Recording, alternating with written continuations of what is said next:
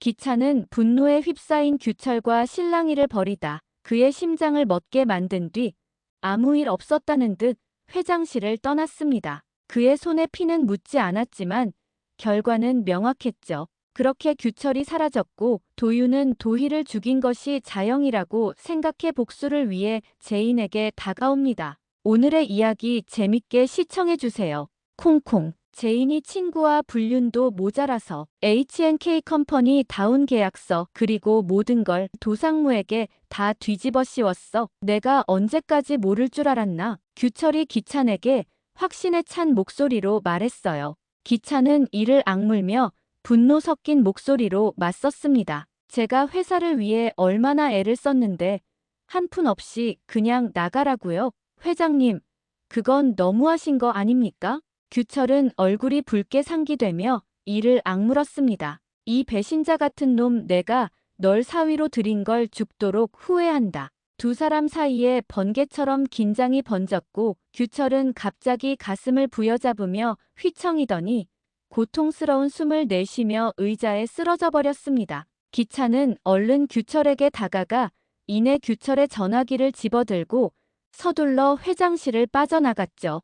잠시 후 이제 막 마음을 다잡고 출근한 승우가 회장실 문을 열고 들어서며 쓰러져 있는 규철을 발견했어요. 아, 아버지, 아버지. 얼어붙은 듯 멈춰 서 있던 승우는 곧장 달려가 규철의 상태를 확인하며 외쳤습니다. 누구 없어요?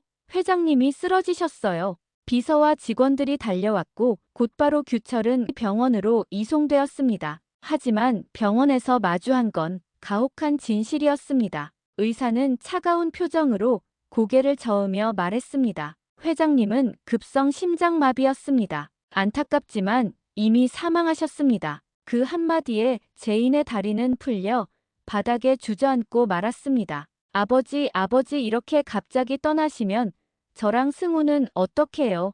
마지막 인사도 못했잖아요. 제인은 병원 복도 한복판에 무너져 내리듯 앉아 있었습니다. 온 세상이 무너진 듯한 절망감의 목소리는 젖어들었고 쏟아지는 눈물은 멈추지 않았습니다.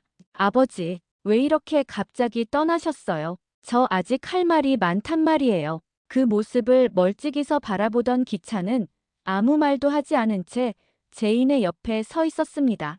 그의 눈빛은 복잡하게 흔들렸고 얼굴엔 불안과 안도의 감정이 교차하고 있었죠. 규철과의 마지막 대면에서 퍼부은 말들이 그의 심장을 멈추게 했을지도 모른다는 생각이 스쳐갔지만 아무도 그 진실을 모르고 있다는 사실은 오히려 그에게 해방감마저 안겨주었습니다.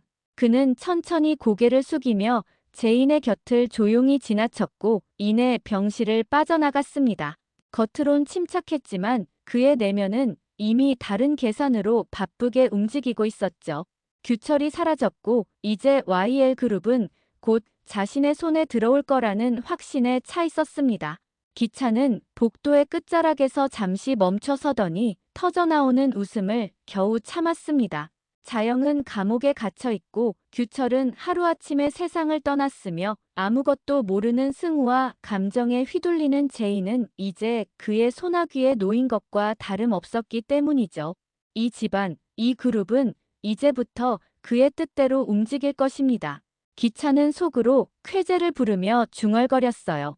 처가의 개처럼 살던 세월, 이젠 끝났어. 이제야 제자리를 찾는군. 내가 YL의 주인이야. 그는 다시 무표정한 얼굴로 발걸음을 옮겼고 그의 뒷모습엔 무거운 침묵과 차가운 야망만이 길게 드리워져 있었습니다. 한편 유경은 기찬이 위천공 수술로 입원했던 VIP 병실에서 발견했다며 전달받은 귀걸이 한쪽이 당연히 제인의 것이라 생각하고 돌려주려 했습니다. 그런데 제인과 유경의 앞에 앉아있는 세리가 하고 있던 목걸이의 펜던트가 그 귀걸이와 정확히 일치했습니다. 이게 설마 믿을 수 없다는 표정으로 세리의 목걸이를 응시하던 유경은 충격을 숨기지 못한 채 다시 자신의 가방으로 넣었어요. 그 순간 며칠 전 기만이 조심스레 건넸던 말이 유경의 머릿속에 떠올랐습니다. 여보, 기찬이 걔 바람피고 있어. 그것도 지금도 진행 중이야. 엄마가 들고 있는 저 가방 그 여자가 준 거라니까. 처음엔 그냥 농담처럼 들렸고 기만이 또 쓸데없는 소리를 한다고 넘겼지만 지금 이 순간 모든 조각들이 맞춰지듯 퍼즐처럼 이어지고 있었습니다. 며칠 후 유경은 세리를 따로 불러냈습니다. 카페 한켠. 두 사람 사이엔 묘한 긴장감이 감돌고 있었죠. 유경은 조용히 귀걸이를 테이블에 올려놓으며 낮게 물었습니다. 이거 내 거 맞지? 세리는 귀걸이를 바라보며 눈 하나 깜빡하지 않고 담담하고 차분한 시선으로 귀걸이를 응시하며 말했어요. 이걸 왜 내가 갖고 있어? 유경은 세리의 눈을 똑바로 바라보며 대답했습니다. 제인이 남편 병실에서 나온 거야. 내가 절친 남편이랑 부적절한 사이인 거 내 남편은 알고 있어. 그러자 세리는 귀걸이를 천천히 집어들며 오히려 담담한 얼굴로 쳐다보았습니다. 그래, 내가 병실에 있었어. 근데 그게 그렇게 놀랄 일이야? 나랑 기찬 씨 꽤 오래됐어. 그 말에 유경은 얼굴이 굳으며 눈이 휘둥그레졌고 숨조차 잠시 멈춘 듯 보였죠. 손끝이 떨리고 입술이 파르르 떨렸지만 차마 말이 나오지 않아 한참을 바라보다가 겨우 입을 열었습니다. 넌 사람도 아니야. 그걸 지금 자랑이라도 하겠다는 거야? 세리는 피식 웃으며 귀걸이를 다시 내려놓았습니다.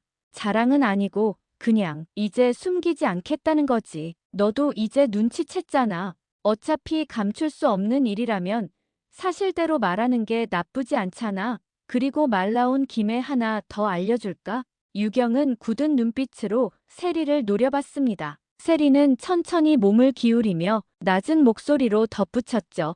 내 남편도 알아. 왜냐하면 내 남편이 바로 황기찬이거든. 그 순간 유경의 눈이 커지고 숨을 삼키는 소리가 공기마저 정적에 잠기게 했습니다.